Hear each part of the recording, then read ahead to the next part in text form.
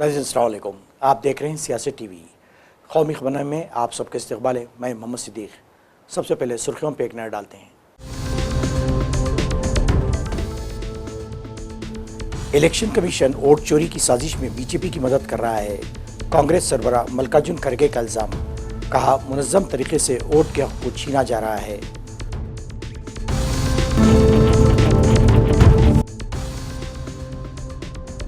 मोदी सरकार में सिक्योरिटी में बेहतरी आई है। मौलाना महमूद मदनी का तासुर। कहा, हम आरएसएस के साथ मिलकर काम करने के लिए तैयार हैं। ज्ञानवापी मस्जिद तनाज़े पर बातचीत की वकालत की।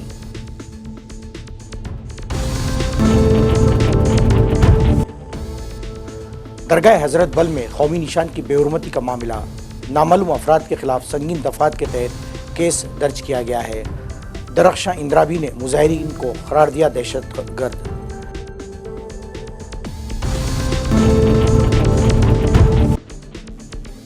किसी भी मजहबी मुकाम पर कौमी निशान को लगाया नहीं जाना चाहिए। दरगाह हजरत बल के वाक़े पर उमर अब्दुल्ला का रद्द-ए-अमल। महबूब मुफ्ती ने कहा, ऐसी चीज़ क्यों रखी गई जो हमारे मजहब में शिर्क मानी जाती है।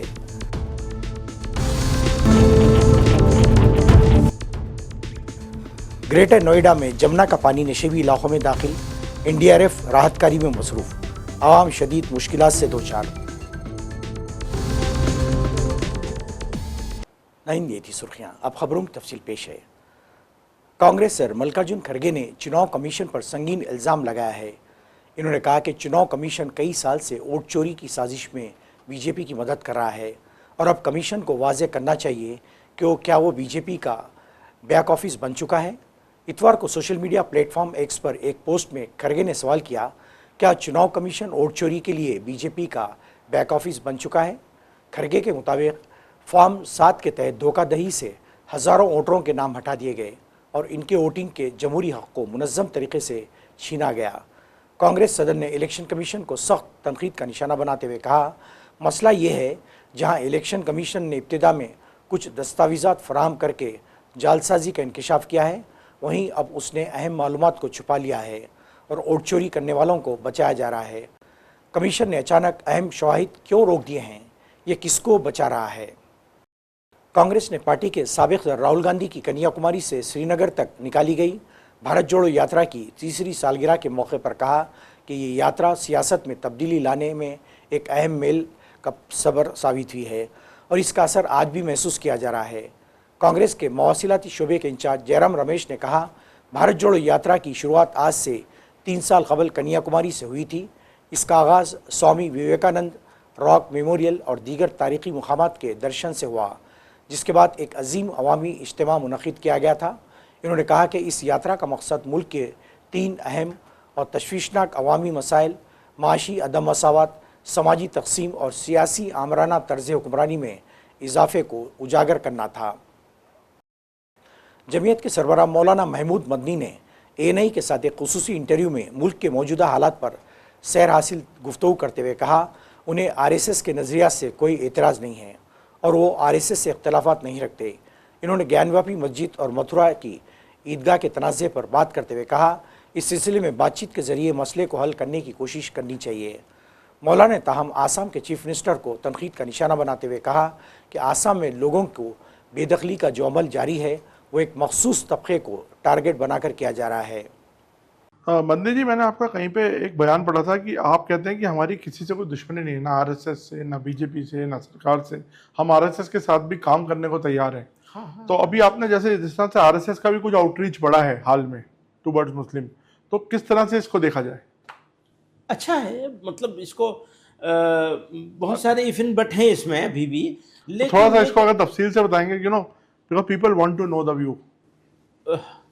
देखिए, आप जो लोग जो सुनना चाहते हैं और जो मैं कहना चाहता हूँ उसमें कुछ फ़र्क नहीं है। राइट।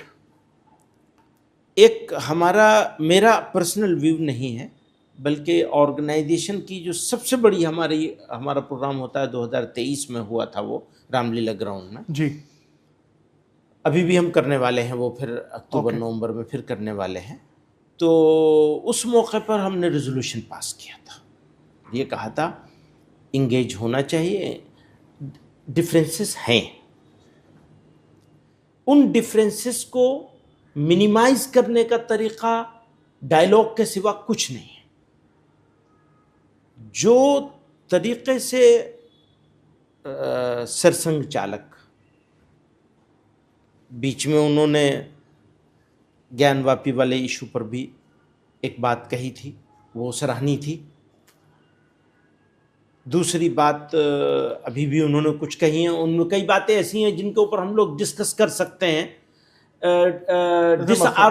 हम लोग अपना आर्गुमेंट रख सकते हैं, कह सकते हैं कि हम इससे एग्री नहीं करते हैं, ये सारी बातें हैं। लेकिन इसके साथ साथ जो उनका ये कोशिश है उसको सराहा जाना चाहिए डिफरेंसेस के बावजूद। और ये कि कोई भी मौका अपॉर्चुनिटी मिले मुसलमानों के किसी भी ग्रुप को, हमको मिले, किसी और को मिले, किसी और को मिले, वो किसी को भी चूज करें, क्योंकि ये तो उनकी चॉइस होगी कि वो किसके साथ बैठना पसंद करेंगे, किसी के साथ भी करें, हम उसको सपोर्ट करते हैं। बैठने को, बातचीत करने को पूरी ताकत के साथ सपोर्ट करते हैं, वेलकम करना चाहते हैं। और डिफरेंसेस तो होते हैं, वो रहेंगे और उनमें कुछ कम हो जाएंगे ज़रूर। अगर बैठेंगे तो कई चीज़ों पर सहमति ज़रूर बन जाएगी, तो वो इस देश के लिए, मुल्क के लिए, लोगों के लिए अच्छी चीज़। इस मौके पर एक सवाल का जवाब देते हुए इन्होंने इतराफ़ किया कि मोदी हुकूमत में मुल्क की सिक्योरिटी में बेहतरी आई है और सिक्योरिटी एजेंसियों का काम भी बेहतर हुआ है। मैं ये जानना चाहता हूँ कि जो सिक्योरिटी पॉलिसी है इस गवर्नमेंट की और पिछली गवर्नमेंट की, इसमें आप कुछ फ़र्क देख रहे हैं? और आपको क्या लगता है कि एक अच्छा था, अब हमारा जो एक बेस है वो स्ट्रांग हुआ है पहले से? हाँ, यकीनन स्ट्रांग हुआ, इसमें कोई शुबा नहीं, कोई डाउट नहीं, पहले से स्ट्रांग हुआ है, बिल्कुल पहले से बेटर भी हुआ है, स्ट्रांग भी हुआ है, बिल्कुल ये मानना पड़ेगा। जी हाँ। तो किस आधार पे आप ये थोड़ा सा अगर आप समझाएं? देखिए वही बात कि मैं सिक्योरिटी एक्सपर्ट नहीं हूँ, नहीं, लेकिन दूर से बैठ के देख रहा हूँ। आप करिए, लेकिन एक बात है, आप काफी आपसे कंसल्टेशन भी चीजों को लेके होता है, हमें पता है, और आप काफी स्टेक होल्डर रहे हैं। मैं दूर से बैठ के देख रहा हूँ और मुझे ऐसा लगता है कि लॉ इन्फोर्सिंग एजेंसीज में प्रोफेशनलिज्म बढ़ा है। और मोटे तौर पर हम ये देखेंगे तो ओवरऑल अगर देखेंगे पूरा, कहीं कहीं कोई शिकायत कोई निकाल लाएगा कि नहीं आप गलत कह रहे हैं, फला जगह ऐसा हुआ, हाँ हुआ है, बहुत जगह पे हुआ है। लेकिन जब हम पिछले 10 साल और उससे पिछले 10 सालों को देखेंगे तो ज़मीन आसमान का फ़र्क है, बिल्कुल ज़मीन आसमान का क्लियर फ़र्क है। अब उसकी बहुत डिटेल में मैं जाऊंगा तो आपका भी टाइम ख़राब होगा, मेरा भी ख़राब होगा, लेकिन ये मोटे तौर पर मैं ये बात माननी पड़ेगी कि प्रोफेशनलिज्म भी बढ़ा है और काम के तरीके में बेहतरी आई है, और मज़ीद बेहतरी की ज़रूरत है, वो होनी चाहिए। वो हमेशा अच्छा से अच्छा करने की ज़रूरत तो रहती है। तो बट आपको लगता है इस सरकार को थोड़ा और इंक्लूसिव होने की ज़रूरत है? हाँ, ये सही, इंक्लूसिव होने की ज़रूरत है। इंक्लूसिवनेस जैसे सबका साथ सबका विकास जो एक वो है, लॉ इन्फोर्सिंग एजेंसीज के काम को अगर इंक्लूसिवनेस बढ़ेगी तो उनका काम। जम्मू कश्मीर पुलिस ने हज़रत बल दरगाह में कौमी निशान अशोक चक्र को मुबैना तौर पर नुकसान पहुँचाने के वाक़े पर नामालूम अफराद के खिलाफ मुकदमा दर्ज कर लिया है। ये वाक़या जुम्मे को उस वक्त पेश आया जब एक ग्रुप ने दरगाह के अहाते में नस्ब इब्तिदाई तख्ती पर कुंदा कौमी निशान को नुकसान पहुँचाया। पुलिस ज़राए के मुताबिक ये मुकदमा थाना नगीन में दर्ज किया गया और वाक़े की तहक़ीक़ात जारी हैं। इब्तिदाई मरहले पर कुछ अफराद से पूछताछ भी की गई है। वाज़ेह है कि जुम्मे को कुछ मर्द और ख़वातीन ज़ायरीन ने एहतिजाज के दौरान कौमी निशान को नुकसान पहुँचाया और दावा किया कि यह अमल उनके मजहबी जज्बात की मुनाफी है। इस मौके पर नारेबाजी भी की गई। इस वाक़े पर जम्मू कश्मीर वक्फ बोर्ड की वाइस चेयरपर्सन डॉक्टर दरख्शां इंद्राबी ने रद्दमल ज़ाहिर करते हुए मुजाहिरीन को दहशतगर्द करार दिया और उनकी गिरफ्तारी का मुतालबा किया। इन्होंने कहा कि ऐसे अनासिर को पब्लिक सेफ्टी एक्ट के तहत सख्त कार्रवाई का सामना करना चाहिए। ताहम इस बयान ने वादी में एक नया सियासी तूफ़ान बर्पा कर दिया है। मुख्तलिफ़ सियासी जमातों ने डॉक्टर इंद्राबी के ख़िलाफ़ कार्रवाई का मुतालबा करते हुए इल्ज़ाम लगाया कि उनके रिमार्क्स ने अवामी जज्बात को मजरूह किया है। जम्मू कश्मीर के वज़ीर आला उमर अब्दुल्ला ने भी इस मामले पर रद्दमल ज़ाहिर करते हुए कहा कि कौमी निशान को मजहबी मुकाम पर नस्ब नहीं किया जाना चाहिए था, क्योंकि इससे लोगों के जज्बात मुतासिर हुए हैं। लेकिन अल्लाह ताला का लाख लाख शुक्र कि एडमिनिस्ट्रेशन, चाहे सिविल चाहे पुलिस, ऑनरेबल एमएलएज के साथ मिलके उन्होंने वक्त पे जो कदम उठाए, जो लो लाइंग एरियाज से लोगों को इवैक्यूएट किया, जो इमरजेंसी शेल्टर में रखा, उससे कम से कम जानी नुकसान से हम बचे। माली नुकसान को हम दुरुस्त करेंगे। इसके लिए मरकज़ से एक ख़ास टीम जो है उनको भेजा जा रहा है।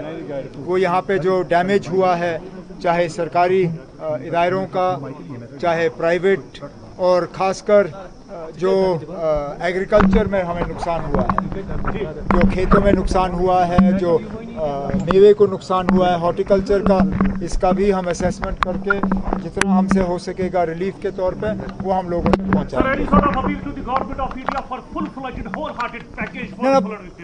टीम गवर्नमेंट ऑफ इंडिया से जो है एक टीम भेजी जा रही है। उनसे जाहिर सी बात है हमारी गुजारिश होगी कि जितना वो हमें दे सकेंगे रिलीफ के तौर पे वो दें ताकि उसका सही इस्तेमाल हो। Madam Mufti urges you to take matter with CM centre कि जो जहलिम पैकेज के तहत 1630 करोड़ रुपया लाया गया महबूबा मुफ्ती ने, तो वो अनयूज्ड है। अब ये बात उन्होंने खुद छेड़ी तो अब मैं क्या कहूँ ना। पहले तो वो इस बात का जवाब दे कि उन्होंने खुद क्या किया। 18 तक तो वो खुद थी। 15 जनवरी में मैं चला गया, 15 पूरा, 16 पूरा, 17 पूरा, 18 आधा। 3.5 साल 2014 के सैलाब के बाद ज़रा वो मेहरबानी करके बताएं कि हमें क्या दे के गए वो। उसके बाद मैं मरकज़ से 18 के बाद का जवाब जो है वो मैं हासिल कर लूँगा, लेकिन कम से कम 18 तक जो उनके मिनिस्टर थे वो उसका हमें जवाब दें। जो कैबिनेट की सब कमेटी बिठाई गई थी जिसमें अल्ताफ़ बुखारी साहब और बाकी मेंबर थे उस कैबिनेट सब कमेटी के, उस कैबिनेट सब कमेटी का जो उनकी फाइंडिंग्स थी वो दबाई क्यों गई? ये अगर उन्होंने उस वक्त सही काम किया होता 2014 के सैलाब के बाद, अगर सही तरीके से ड्रेजिंग की गई होती, अगर सही तरीके से फ्लड चैनल का जो है कैरिंग कैपेसिटी बढ़ाई गई होती, अगर यहाँ पे जो पंप शेड बनाने थे अगर उन पे काम मुकम्मल किया गया होता, आज शहर का ये हाल नहीं होता। तो चलिए, मैं ये बात कहने वाला नहीं था, लेकिन अब उन्होंने खुद ये बात छेड़ी तो हम अब मजबूर हुए जवाब मांगने। पैसा तो आया था, पैसा आया था, उस पैसे का इस्तेमाल कहाँ हुआ अब उसके लिए हमें जवाब मांगना होगा। सर, कल हजरत बल में स्टोन जो है उसको पत्थर से तोड़ा गया, दरअसल रवि ने हज़रत बल दरगाह जो वादी कश्मीर में सबसे ज़्यादा मुक़द्दस मुकाम तस्वुर किया जाता है और जहाँ पैगम्बर इस्लाम हज़रत मोहम्मद मुस्तफ़ा सल्लल्लाहु अलैहि वसल्लम के मोए मुबारक के आसार मौजूद हैं, वहाँ कौमी निशान के बेहुरमती ने एक निहायत हिस्सास सूरत पैदा कर दी है। पुलिस की तहक़ीक़ात और आइंदा कार्रवाई से इस बात का तयन करेगी कि इस वाक़े के पीछे असल ज़िम्मेदार कौन हैं और उन्हें किस नौइयत की सज़ा का सामना करना पड़ेगा। ये तो आने वाला वक्त ही बताएगा। समाजवादी पार्टी के कौमी सर और उत्तर प्रदेश के साबिक़ वज़ीर आला अखिलेश यादव ने कहा कि बढ़ती हुई महंगाई और बेरोज़गारी को लेकर लोग योगी हुकूमत से काफ़ी नाराज़ हैं। बीजेपी हुकूमत ने तालीम, सेहत, खिदमत सब कुछ बर्बाद कर दिया है। अखिलेश यादव ने मीडिया से बात करते हुए कहा कि समाजवादी पार्टी गलत जीएसटी और भारी टैक्स का मसला तवील अरसे से उठा रही है। नाक़िस जीएसटी की वजह से महंगाई बहुत बढ़ गई है। आखिरकार हुकूमत को जीएसटी की खामियों को कबूल करना पड़ा और जीएसटी ने कारोबार और ताजिरीन को बर्बाद कर दिया है। हुकूमत को बताना चाहिए कि अवाम और ताजिरों पर जीएसटी लगाने का फ़ैसला किसके मशवरे पर लिया गया था। चुनाव को अब 1 साल के लगभग दिन बचे हैं। उत्तर प्रदेश का चुनाव 1 साल के अंदर या 1 साल का आसपास समय बचा है सरकार के पास, और अब तक अभी हम लोगों ने जो बजट देखे हैं उत्तर प्रदेश सरकार के 9 बजट देख चुके हैं। आखिरी बजट आना है जो अब आ जाएगा आने वाले समय में। दिल्ली की सरकार तीसरी बार चल रही है। हाल ही में हमें और आपको देखने को मिला कि एक ऐसा कानून जीएसटी जब लागू किया गया था तो ये बात कही गई थी कि व्यापार बढ़ेगा, इस कानून के लागू होने से सरल व्यवस्था लागू होगी जिससे कि व्यापारी और कारोबारी अपना टैक्स दे पाएगा।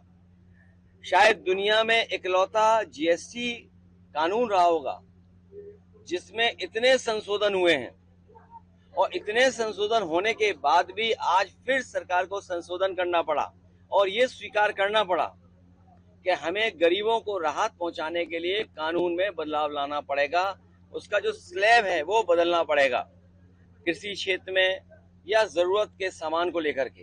तो सवाल ये है कि जीएसटी लागू होने से लेकर के अब तक आखिरकार सरकार ने किसको मुनाफा कमाने दिया? ये कौन लोग थे जो मुनाफा बेवजह कमा रहे थे?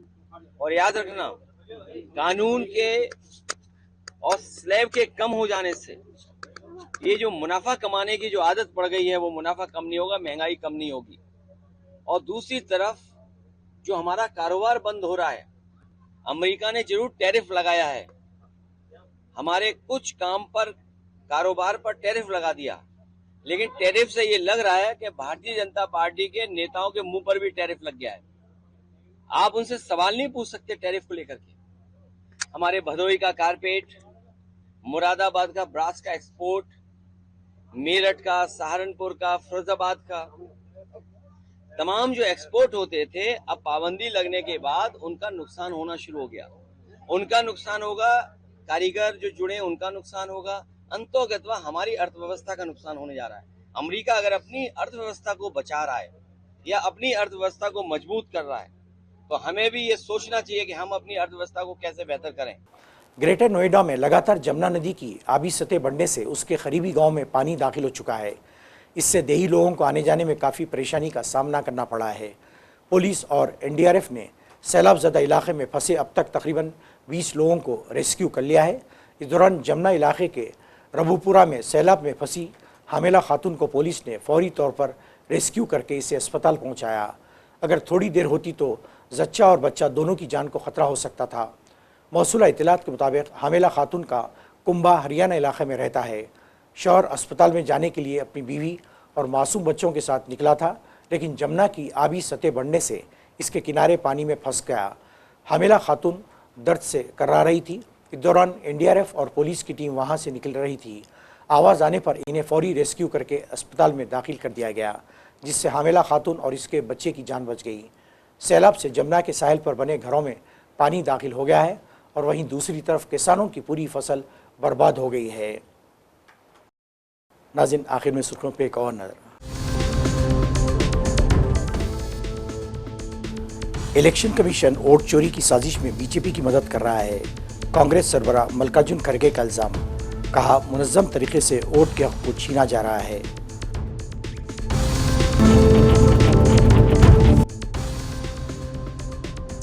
मोदी सरकार में सिक्योरिटी में बेहतरी आई है। मौलाना महमूद मदनी का तासुर, कहा हम आरएसएस के साथ मिलकर काम करने के लिए तैयार हैं। ज्ञानवापी मस्जिद तनाज़े पर बातचीत की वकालत की।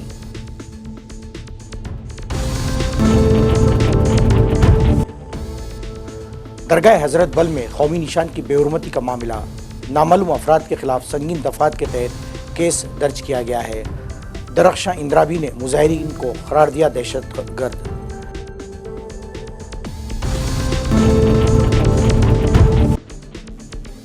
किसी भी मजहबी मुकाम पर कौमी निशान को लगाया नहीं जाना चाहिए। दरगाह हजरत बल के वाक़े पर उमर अब्दुल्ला का रद्द-ए-अमल। महबूब मुफ्ती ने कहा ऐसी चीज़ क्यों रखी गई जो हमारे मजहब में शिर्क मानी जाती है।